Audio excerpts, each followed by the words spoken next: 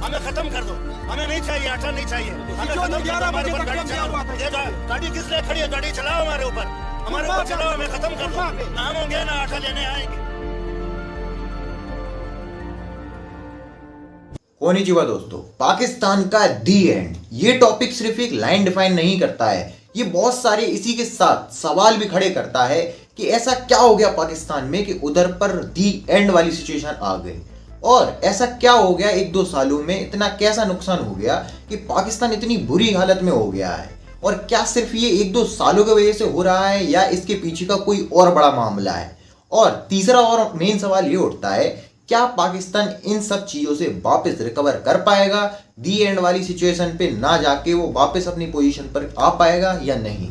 पाकिस्तान में भी प्रेजेंट में खाने तक के लाले पड़ गए हैं, आटा प्याज जैसी बेसिक नीड्स के लिए पाकिस्तान में लड़ाइयां हो रही हैं, आप जैसे इस क्लिप में देख सकते हैं। We want the division of India into Hindustan and Pakistan because that is the only practical solution.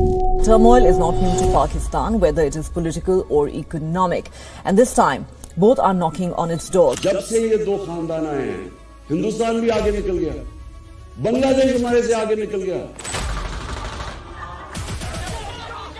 The International Monetary Fund has approved an agreement to revive a massive loan program amid the recent incessant rainfall and devastating floods. China will invest $3.5 billion in Karachi, $3.5 billion. Pakistan, it seems, has embraced the Chinese debt trap. Skyrocketing inflation, a crumbling economy, and a reported collective loot. This seems to be the story of Pakistan at present.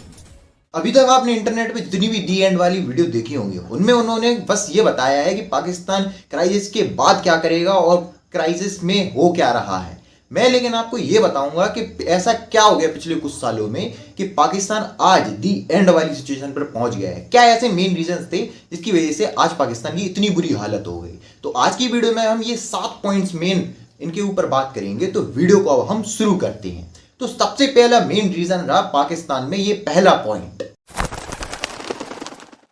जी हाँ, जिना की गलती। ठीक आज से 70 साल पहले जब जिना strategic alliance America के साथ लाए थे, तब पाकिस्तान ने सारी कंट्रीज के एकदम अपोजिट चली गई थी। जहां पर सारी कंट्रीज अमेरिका का रूल अपना नहीं रही थी, एकदम अपोजिट साइड जा रही थी, वहीं दूसरी तरफ पाकिस्तान ने उनकी साइड जाने की कोशिश की, और उसका रिजल्ट आज हमें देखने को मिलता है। और ऐसा क्यों हो रहा था, उसके पीछे का मेन रीजन ये है कि America military, non military, technologically, economically हर तरफ से मदद कर रहा था पाकिस्तान को, और पाकिस्तान की सारी नीड्स पूरी तरीके से पूर्ण हो रही थी। तो इधर पे पाकिस्तान और कर क्या रहा था, ऑपोजिट में उनके संग में कुछ नहीं कर रहा था, बस पैसे ले लेकर लोन चढ़ा रहा था, अपने ऊपर डेट चढ़ा रहा था, और उनके ऊपर ना कोई मदद कर रहा था ना कुछ। बट उधर पे भी बहुत सारे लोगों ने उस टाइम पे भी सवाल उठाया था, और आज के टाइम पे भी वही सवाल उठाता है, और उसके पीछे का हमें एक इतना बड़ा रिजल्ट भी देखने को मिल रहा है जिसको हम बोलते हैं दी एंड ऑफ पाकिस्तान। वो रिजल्ट क्या था मैं आपको बताता हूँ। उस रिजल्ट में हुआ क्या कि पाकिस्तान के ऊपर बहुत सारे लोगों ने ये क्वेश्चन उठाया कि अभी तो अमेरिका हमें बहुत ज़्यादा लोन दे रही है, हमें पैसे दे रही है, हमें मदद कर रही है, बट अगर जिस दिन अमेरिका ने पैसे देना बंद कर दिया, उस दिन क्या होगा हमारे साथ में। तो उस टाइम पे पाकिस्तान ने कोई ना बड़ा एक्शन लिया, ना इसके लिए कोई पहले से प्लानिंग की कि हम अपना भी कुछ एक बेस बनाकर रखें कि कोई अगर हमें मदद बंद कर देगा तो हमारे पास भी तो कुछ खाने कमाने के लिए होना चाहिए ना, जैसे कि स्टार्टअप कल्चर, इंडस्ट्रियलाइजेशन, और भी जितनी भी चीज़ें रहती हैं सब। बट ऐसा पाकिस्तान ने कुछ भी नहीं किया। अब दूसरा मेन रीजन है supreme court without a spine. इस पे सुप्रीम कोर्ट ने भी हाथ खड़े कर दिए कि हम तो भाई इसमें अब कोई डिसीजन नहीं लेने वाले हैं, और ऐसा इसीलिए क्योंकि इसके पीछे का मेन रीजन है doctrine of necessity. Doctrine of necessity का मतलब होता क्या है मैं आपको बताता हूँ। इसमें ये कहा जाता है कि कोई भी फोर्स या फिर सिविलियंस एक्स्ट्रा कॉन्स्टिट्यूशनल एक्शन कर सकते हैं, और मैं ऐसा इसीलिए कह रहा हूँ क्योंकि गुलाम मोहम्मद ने 1954 में कॉन्स्टिट्यूएंट असेंबली को ही डिसॉल्व कर दिया था, और जब इसी के खिलाफ ओपोजिशन ने केस किया तो मोहम्मद मुनिर ने एक लॉ लाया जिसे हम आज बुलाते हैं डॉक्ट्रिन ऑफ नेसेसिटी, जहां पर आप किसी भी फोर्स को मतलब आप वो दे देते हैं, पावर दे देते हैं कि वो कोई भी रूल्स को तोड़ के अपने खुद के रूल्स उधर पे बना सकता है। और उसी के लिए आज सुप्रीम कोर्ट ने हाथ खड़े कर दिए कि आप ये कैसे फालतू के लॉ बना रहे हैं। मतलब इतने साल पहले इतना फालतू का लॉ बनाया है कि आज मतलब आज की जो जनता है वो इस लॉ को मानती ही नहीं है। वो कहती है ऐसा कोई लॉ होना ही नहीं चाहिए, एग्जिस्ट ही नहीं करना चाहिए। तो दूसरा मेन रीजन तो ये है कि ना तो उनकी मिलिट्री और ना ही उनके सरकार के बीच में कोई बॉन्डिंग है। इसकी वजह से बहुत सारी कन्फ्लिक्ट्स होते हैं और नुकसान किसको झेलना पड़ता है? जनता को। अब तीसरा मेन पॉइंट है ये,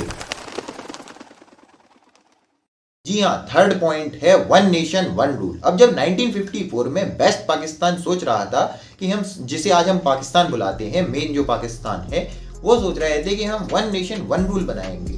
वेस्ट पाकिस्तान में और ईस्ट पाकिस्तान में अलग अलग नेशंस रहेंगे और उधर पे एक ही नेशन रूल करेगा पूरी पार्टी को, पूरे कंट्री को। बट उधर पे बलूचिस्तान इस बात से भड़क गया और उस टाइम पे वो इतने गुस्से में आ गए थे कि प्रोटेस्ट भी करने लगे थे। और उनका मेन मुद्दा ये था कि जब आप आज़ादी हो रही थी, जब आज़ादी हुई तो उसके बाद आपने ये डिसीजन लिया था कि आप कोई भी बड़े से बड़ा या छोटे से छोटा डिसीजन लेंगे तो आप बलूचिस्तान के लोगों से जरूर अप्रूवल लेंगे या उनसे बात तो करेंगे, उन्हें बताएंगे जरूर। बट आपने ऐसा कुछ भी नहीं किया, आपने सीधा अप्रूव कर दिया कि वन नेशन वन रूल होगा, हमसे बिना पूछे हुए। तो इधर पे हमारा तो कोई इन्वॉल्वमेंट रहा ही नहीं, हमारी तो कोई वैल्यू ही नहीं रही है। तो इसी बात पे वो लोग बहुत गुस्सा थे। तो इधर पे ये भी देख सकते हैं वेस्ट पाकिस्तान और ईस्ट पाकिस्तान की भी बॉन्डिंग नहीं बन रही थी। अब आते हैं हम हमारे चौथे पॉइंट पे, Bangladesh. Pakistan splits into two different ways. एक है मेन पाकिस्तान और दूसरा है बांग्लादेश, जिसे पहले हम ईस्ट पाकिस्तान बुलाया करते थे। अब जहां पर मुजीब उल रहमान ईस्ट पाकिस्तान के लीडर बन गए थे, उधर ही वेस्ट पाकिस्तान उनको एक्सेप्ट करने से टोटली मना कर रहे थे और इधर से ही बांग्लादेश बना। अब इसके ऊपर मैंने पिछली वीडियो भी आपके लिए बनाई थी, जहां पर इंडिया पाकिस्तान 1971 वॉर के बारे में मैंने बताया है, जहां पर बांग्लादेश बना था। तो आप वो वीडियो देख सकते हैं, आपको बहुत सारी चीजें समझ में आ जाएंगी। और ये भी बहुत बड़ा फैक्टर रहा इन सब कंडीशंस के पीछे का। अब आते हैं हमारे फिफ्थ पॉइंट पे, अफगानिस्तान स्ट्रेटेजिक डेप्थ। अब जब बांग्लादेश बन गया तब पाकिस्तान के अंदर एक बहुत ही गलत थिंकिंग डेवलप हो गई और उन्होंने सोचा कि अब हमारे आसपास जितनी भी कंट्रीज हैं, जितनी भी प्लेसेस हैं, हम सब पे कब्जा करें। अब ये खुद ही अपने आप में इतना बड़ा टॉपिक है, इसके ऊपर ही बहुत बड़ी वीडियो बन सकती है, लेकिन मैं आपको फिर भी मोटा मोटी समझा देता हूँ कि उस टाइम में मैटर हुआ क्या था। उस टाइम पे रशिया वर्सेज अमेरिका चल रहा था, तो अमेरिका ने पाकिस्तान से मदद मांगी वेपन से और पूरे तरीके से सपोर्ट मांगा पाकिस्तान का। तो पाकिस्तान भी अकल तो है नहीं शुरू से ही, उन्होंने अटैक करने चले गए और मदद करने चले गए अमेरिका की, क्योंकि अगर अकल होती तो वो अमेरिका से इतना भरोसा करते ही नहीं अमेरिका के ऊपर। और अमेरिका का हमेशा का ये रहा है कि वो किसी के भी नहीं रहते हैं, उन्हें जहां से मदद मिलती है, जहां से उन्हें लगता है कि वो बच सकते हैं दूसरे को फंसाने के लिए, वो पूरा मौका बनाते हैं, छोड़ते नहीं है। और उसी टाइम पे अमेरिका ने कहा कि अब हम अफगानिस्तान के ऊपर अटैक करने जा रहे हैं, तो हमें आपकी मदद चाहिए है। तो पाकिस्तान अफगानिस्तान के ऊपर भी अटैक करने चला गया। मतलब बिल्कुल भी अकल नहीं थी, सोचा ही नहीं कि अफगानिस्तान उनका कितना बढ़िया सपोर्टर बन सकता है, फिर भी अटैक करने के लिए चले गए और अफगानिस्तान को बहुत नुकसान हुआ उस समय। अब इन लोगों ने अफगानिस्तान को डिस्ट्रॉय तो कर लिया, बट उससे हुआ क्या? इधर पे अगर देखा जाए तो तालिबान आज इतनी पावर में आ चुकी है कि उसने अफगानिस्तान को तो नष्ट नाबूद कर ही दिया है। यहाँ तक कि वो पाकिस्तान को भी धमकी देती रहती है कि हम तुम्हें भी नष्ट कर देंगे, और कहीं ना कहीं थोड़ा बहुत अटैक उनके ऊपर चल भी रहा है पाकिस्तान के ऊपर। और मुझे तो ऐसा लगता है कहीं ना कहीं तालिबान इतनी ज्यादा पावर में है कि वो पाकिस्तान को ही पूरा डिस्ट्रॉय ना करके उनके ऊपर कब्जा ना कर ले। तो ये उनके ऊपर एक उल्टी चाल चल गई। और इन्हीं सब के बीच में एक और बहुत बड़ी गलती कर दी पाकिस्तान की आर्मी के लीडर ने। सिक्स्थ पॉइंट है, और जो कि है कारगिल मिस एडवेंचर, जहां पर हमारे नवाज शरीफ, मतलब जो नवाज शरीफ उस टाइम पे पीएम थे, उधर वो चीजें संभालने की कोशिश कर रहे थे। यहां तक कि उन्होंने बहुत सारी चीजों को संभाल भी लिया था, और सुनने में तो ये आ रहा था कि वो कश्मीर का जो मामला है उसको भी सॉल्व करने की कोशिश कर रहे हैं। और जहां पर ये सब कुछ सही हो सकता था, उसी टाइम पे परवेज मुशर्रफ अपनी प्लानिंग कर रहे थे और बिना कुछ सोचे समझे उन्होंने सीधा अटैक कर दिया, कारगिल वॉर सीधा स्टार्ट कर दिया। अब उसमें देखिए इंडिया का भी बहुत लॉस हुआ, पाकिस्तान के भी लॉस हुआ। मतलब इंडिया के भी फौजियों की बहुत जान गई, पाकिस्तान के भी फौजियों की जान गई, और यहाँ तक कि पाकिस्तान तो इस हालत में आ गया था कि पूरी आर्मी ही खत्म होने वाली थी। बट फिर भी मतलब अगर देखा जाए तो उससे कुछ फायदा तो हुआ नहीं है पाकिस्तान का। और इस अटैक के बाद संबंध और ज्यादा बिगड़ गए इंडिया पाकिस्तान के।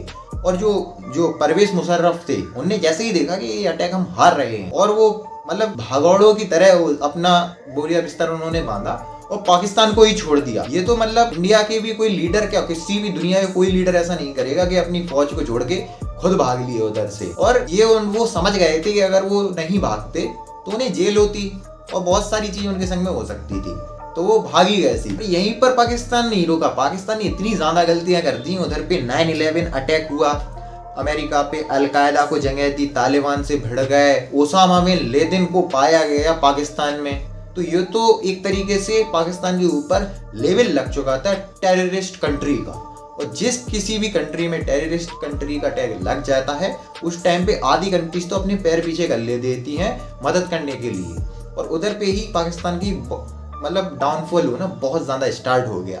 मतलब कारगिल वॉर कह सकती हैं उनकी लाइफ का, उनकी पूरी जिंदगी का सबसे बड़ी गलती थी और आज तक वो उसका भरपाई भर नहीं पाए। 7th पॉइंट है मेक इन पाकिस्तान। तारीके तालिबान TET, जो इस्लामिक देश आप पाकिस्तान को बनाते हो, लश्कर आप बनाते हो, कैंपिंग आप करवाते हो, टेररिज्म की ट्रेनिंग आप देते हो, और फिर आप बोलते क्या हो, हम TTP से लड़ेंगे, मतलब हम टेररिज्म को खत्म करेंगे। तो यार ये दोगलापन है और कुछ नहीं है। आप अपने आप से ही झूठ बोल रहे हैं कि अब हम टेररिज्म से लड़ेंगे। उधर पे जो TTP है वो बोलती है कि हम पाकिस्तान से लड़ेंगे ही नहीं, क्योंकि वो हमारे भाईचारे वाले लोग हैं, उनसे हम लड़ जाएंगे तो फिर तो बहुत बुरी चीज हो जाएगी। और वो इसीलिए बोलती हैं क्योंकि फिर उन्हें कोई बिल नहीं मिलेगा उधर पे छुपने के लिए।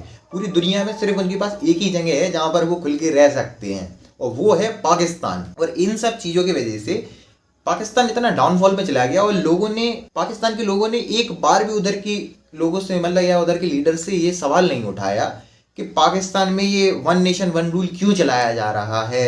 और किसी ने ये सवाल नहीं उठाया कि लाखों लोग विदेश जा रहे हैं, पाकिस्तान को छोड़ के जा रहे हैं, तो किसी ने ये सवाल तक नहीं उठाया कि ये क्यों छोड़ के जा रहे हैं, क्या रीजन है इसके पीछे का, यहाँ नौकरी नहीं मिल रही है कि इधर सुरक्षा नहीं मिल रही है, क्या रीजन है इसके पीछे का।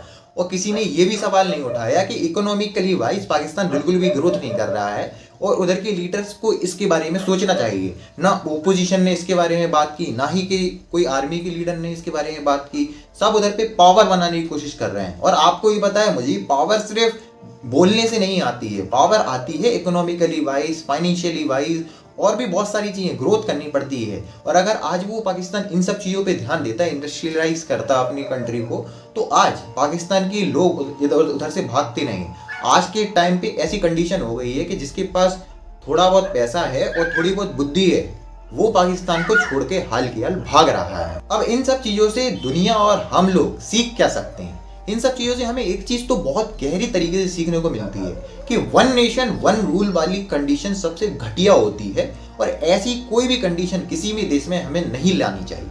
और मैं ऐसा क्यों बोल रहा हूँ, इसके पीछे का भी रीजन ये है कि जब हम एक रिलीजन को या एक चीज को हम प्रमोट करने की कोशिश करते हैं तो हम पहले ही टोटली बायस्ड हो जाते हैं उस टाइम पे कि हम दूसरी साइड की कहानी को समझते ही नहीं है। और ये बहुत ही ज्यादा घातक हो सकता है हम लोगों के लिए।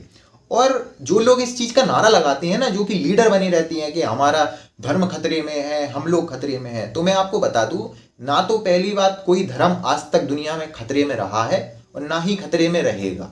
और उसके पीछे का भी रीजन ये है कि जो लोग इस चीज का नारा वगैरह लगाते हैं ना, वो लोग तो अपने मजे कर रहे होते हैं, बढ़िया उद्योगपति लोगों के संग में उनकी मदद कर रहे होते हैं, और इधर पे जिनकी पिसाई होती है वो रहती हैं आम आदमी, हम लोग, आप लोग जो कि इस वीडियो को देख रहे हैं। तो इधर पे इन चीज़ों को समझिए और इसके बाद आप कोई पर्सपेक्टिव बनाइए अपना। और पिछली पार्ट में जो 2nd पार्ट था मेरा पाकिस्तान वाली वीडियो का, तो उस वाली वीडियो में मैं लास्ट का पार्ट अपना डाल नहीं पाया था क्योंकि यूट्यूब का कुछ एल्गोरिथम या कुछ एरर आ गया था, जिसकी वजह से मेरी ऑडियो गायब हो गई थी। तो अब आप वो वाली ऑडियो भी देख लीजिए, मैं इसी में अटैच कर देता हूँ, अब आप वो देखिए।